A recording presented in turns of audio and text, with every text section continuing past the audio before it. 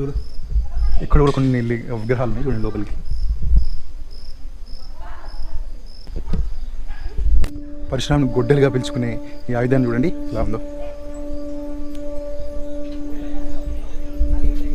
చూడండి కనిపిస్తుందా, అక్కడ ఒక కత్తి, తర్వాత త్రిశూలము, తర్వాత ఇది ఒక గొడ్డలి.